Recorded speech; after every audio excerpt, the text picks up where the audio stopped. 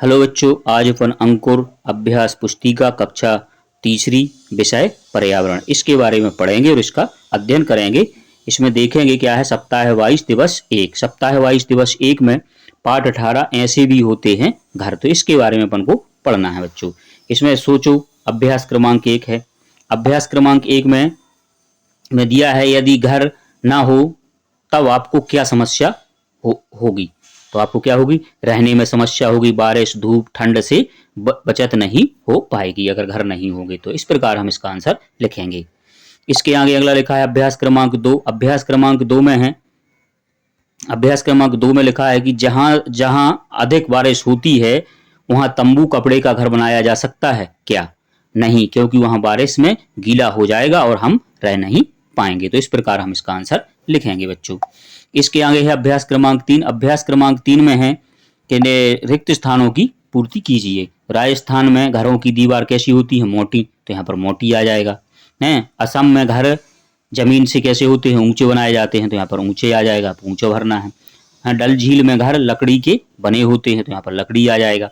दिल्ली जैसे बड़े शहरों में घर ऊंची ऊंची क्या बनती है? इमारत की तरह बने होते थे। यहाँ पर बच्चों आपको इमारत भरना है। तो इसी प्रकार आप खाली स्थानों की पूर्ति करेंगे। इसके आगे अभ्यास क्रमांक 4 है। अभ्यास क्रमांक 4 में उचित कारण पर गोला लगाइए। असम के घर जमीन से 10 से 12 फीट ऊंचे बनाए जाते हैं, ठंड के कारण, गर्मी के कारण, तूफान के कारण या बारिश। तो काय के कारण? बारिश के कारण। तो यहाँ पर आपको इसमें सर्किल लगाना है बच्चों। इसके आगे अगला दिया है हमारे मनाली के घर पत्थर लकड़ी से बनते हैं। तो गर्मी के कारण, तूफान के कारण या ठंड के कारण या बारिश। तो काय के कारण? ठंड के कारण वहां बनते हैं। 7 नंबर राजस्थान में घर प्राय मिट्टी से बनते हैं। क्या कि गर्मी के कारण, बारिश, तूफान या ठंड। तो वहाँ राजस्थान में गर्मी ज़्यादा होती है, तो गर्मी के कारण वहाँ मिट्टी के घर बनाए जाते हैं। इसी प्रकार है अभ्यास क्रमांक 5 में दिए गए चित्र को देखकर 2 वाक्य बनाना है बच्चों आपको। तो ये चित्र देखना है आपको। ये चित्र कहाँ है? काय का है? पहाड़ है, बर्फ वाला पहाड़ है। ये तंबू के घर बने हैं वहाँ पर है। तो इसी प्रकार इसमें आपको बनाना है। जैसे मैंने लिखा है इसमें ये बर्फ के पहाड़ वाली जगह होती है, यहाँ कपड़े के तंबू बने हैं। तो इस प्रकार हम इसको लिखेंगे बच्चों, चित्र को देखकर 2 वाक्य। इसके आगे है दिवस 2 में। दिवस 2 में है अभ्यास क्रमांक 1। क्या आपके आसपास बहुमंजिला इमारतें हैं? अगर आपके आसपास हों तो सही हाँ लिखना, हो नहीं है तो नहीं लिखना है। अभ्यास क्रमांक 2 बहुमंजिला इमारतों में रहने वाले लोग ऊपर कैसे चढ़ते हैं? तो सीढ़ी से या लिफ्ट से चढ़ते हैं। जो बहुत ऊंची बिल्डिंगें होती हैं तो उनमें या तो सीढ़ी या लिफ्ट के द्वारा बच्चों सभी चढ़ते हैं। अभ्यास क्रमांक 3 है। अभ्यास क्रमांक 3 में लिखा है कि बहुमंजिला की लिफ्ट यदि खराब हो जाए तो किस किस को सीढ़ी चढ़ने की में परेशानी होगी? अगर तो कुछ को, बूढ़े लोगों को, और जो चल नहीं सकते उनको परेशानी हो जाएगी।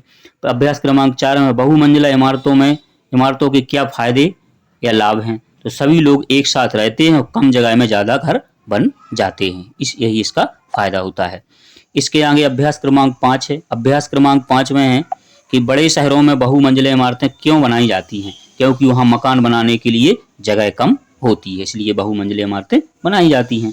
अभ्यास क्रमांक 6 में ऐसे 5 शहरों के नाम लिखिए जिनमें बहुमंजिला इमारतें बनती हैं। तो इंदौर है, भोपाल, जबलपुर, उज्जैन, सागर। तो यहाँ पर ये बहुत ऊंची ऊंची बिल्डिंगें बनाई जाती हैं।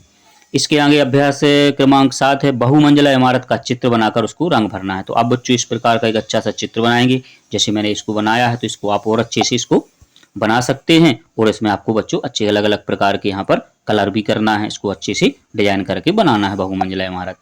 इसके आगे अगर लिखा है दिवस 3। दिवस 3 में है अभ्यास क्रमांक 1 चित्र, दिए गए चित्र में रंग भरना है। तो ये चित्र बना है बच्चों जो, इसमें आपको बच्चों अच्छे अलग अलग प्रकार से रंग भरना। जैसे पेड़ बने हैं तो पेड़ के ऊपर हरा होता है तो आपको हरा भर देना। ये बादल हैं, ये बिल्डिंग है, तो अलग अलग कलर के इनको आपको भरना है बच्चों, जो अच्छा सा लगे। इसके आगे अभ्यास क्रमांक 2 है। अभ्यास क्रमांक 2 में दिल्ली जैसे बड़े शहरों में जो लोग काम की तलाश में आते हैं अक्सर उनके पास घर नहीं होते हैं, तो वे कहाँ रहते हैं? तो वे उत्तर क्या हो जाएगा? वे तंबू या घर बनाकर रहते हैं। अभ्यास क्रमांक 3 है सड़क या फुटपाथ पर जो लोग रहते हैं उन्हें किस तरह की समस्याएं आती हैं? तो उन्हें बारिश, ठंड, गर्मी से परेशानी होती है। इसी प्रकार अगला दिया है अभ्यास क्रमांक 4। अभ्यास क्रमांक 4 में है कि बड़े शहरों में लोगों को झुग्गी झोपड़ी में क्यों रहना पड़ता है? क्योंकि उनके पास रहने के लिए घर नहीं होते हैं।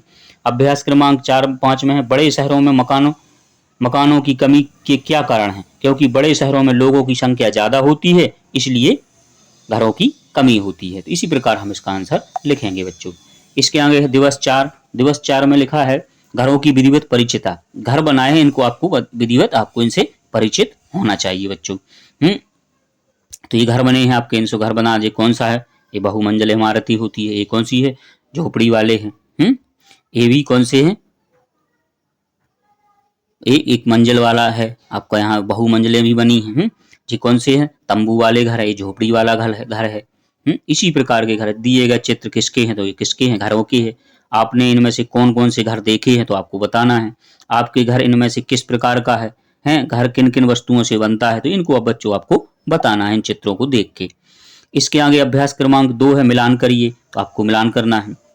जैसे हाउस बोट कैसे बनती है? वो लकड़ी, तो लकड़ी से। तंबू कपड़े से बनाई जाती है। झोपड़ी घास फूस से बनती है। बहुमंजिला इमारत रेत और ईट सीमेंट से बनाई जाती है। तो इसी प्रकार हम इसका मिलान करेंगे। अभ्यास क्रमांक 3 दिया है। अभ्यास क्रमांक 3 में है पर्वतरोही और पर्वतरोहण के समय रहने के लिए किसका उपयोग करते हैं? तंबू का, झोपड़ी का या हाउस बोट का? तो हम तंबू का उपयोग करते हैं। तो इस प्रकार हम इसका आंसर लिखेंगे बच्चों। इसके आगे अभ्यास क्रमांक 4। अभ्यास क्रमांक 4 में है हाउस बोट का चित्र बनाकर रंग भरिए। तो आपको यहाँ पर हाउस बोट का ऐसा चित्र बनाना है बच्चों, और उसमें आपको अच्छा कलर करना है आपको अलग अलग प्रकार से, और इसको बनाना है। इसके आगे अगला लिखा है अभ्यास क्रमांक 5 बर्फ का एक इग्लू का चित्र बनाइए। तो आपको इग्लू का ऐसा चित्र बनाना है एक बर्फ का, और इसका नाम लिखना है कि इग्लू का चित्र है। इसको आप और अच्छे से बना सकते हैं।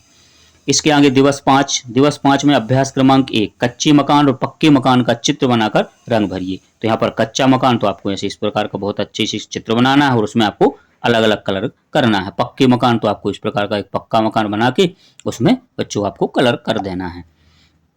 इसके आगे है अभ्यास क्रमांक 2। अभ्यास क्रमांक 2 में है पक्का मकान किन किन चीज़ों से बनता है, उन पर सही का निशान लगाइए। तो आपको जैसे घास है, सीमेंट, मिट्टी, चूना, पत्थर, लोहा, ईंट, बांस, तो कौन कौन से बनते हैं पक्का मकान? सीमेंट से, पत्थर से, लोहा और ईंट से। तो इस प्रकार हम इसको सही निशान लगाएंगे बच्चों। इसके आगे अभ्यास क्रमांक 3 है। अभ्यास क्रमांक 3 में है कि राजस्थान में बनने वाले मिट्टी के घर का चित्र बनाकर उसमें रंग भरिए। तो राजस्थान में इस प्रकार के मिट्टी के घर बनाए जाते हैं जिनकी दीवारें कैसी होती हैं? बहुत मोटी मोटी बनाई जाती हैं, क्योंकि वहां पर गर्मी ज्यादा पड़ती है, इसलिए वहां की दीवारें मोटी बनाने के कारण वहां पर गर्मी, उनके घरों में गर्मी कम लगती है। तो इस प्रकार आप इसको बच्चे अच्छे तरीके से बनाएंगे। इसके आगे लिखा अभ्यास क्रमांक 4 टेंट तंबू का चित्र बनाकर उसमें रंग भरिए। तो वहां पर टेंट या तंबू का ऐसा चित्र बनाना है, और उसमें आपको बच्चों रंग भरना है। दिवस 6। दिवस 6 में लिखा है अभ्यास क्रमांक 1। अभ्यास क्रमांक 1 में लिखा है कि जहां अधिक बारिश और बर्फ गिरती है उन स्थानों पर किस तरह की छत बनाई जाती है और क्यों? तो वहां पत्थर और लकड़ी की छत बनाई जाती है। तो इस प्रकार हम इसका आंसर लिखेंगे। अभ्यास क्रमांक 2 है कि डल झील में लकड़ी से बने घरों की को क्या कहते हैं? उसको क्या कहते हैं? हाउस बोट कहते हैं। अभ्यास क्रमांक 3 है। अभ्यास क्रमांक 3 में लिखा है कि डल झील में लकड़ी की जगह लोहा, सीमेंट, ईंट का घर बनाते तो क्या होता? तो क्या होता? घर पानी में डूब जाते हैं। अभ्यास क्रमांक 4 कच्चे मकान में उपयोग होने वाली सामग्री की सूची बनाइए। क्या है? लकड़ी, घास, कटेलू, मिट्टी और चूना से कच्चे घर बनाए जाते हैं। इसके आगे है अभ्यास क्रमांक 5। अभ्यास क्रमांक 5 में लिखा है कि कैनवास से बने घर को क्या कहते हैं? उसको क्या कहते हैं? तंबू कहते हैं कैनवास से बने घर को। बहुमंजिला इमारत के निर्माण में उपयोग आने वाली सामग्री की सूची बनाइए। तो क्या आता है? सीमेंट, लोहा, ईंट, पत्थर, गिट्टी, रेत आदि। इस प्रकार का हम इसको लिखेंगे। इसके आगे है अभ्यास क्रमांक 7। अभ्यास क्रमांक 7 में है कि बड़े शहर में बेघर लोगों को कौन कौन सी मुसीबतों का सामना करना पड़ता है? तो कौन कौन से झुग्गी झोपड़ी में रहते हैं और बारिश ठंड का सामना करना पड़ता है। तो इस प्रकार हम इसका आंसर लिखेंगे। अभ्यास क्रमांक 8 है मिट्टी, पानी का रंग का उपयोग करके मिट्टी का घर बनाकर उस पर रंग करना है। तो आपको बच्चों की मिट्टी का घर बना के उसमें रंग करना है आपको। इसी प्रकार आप इन सब प्रश्नों को हल करना है। वीडियो अच्छा लगा हो तो उसको लाइक करें और चैनल को सब्सक्राइब करें।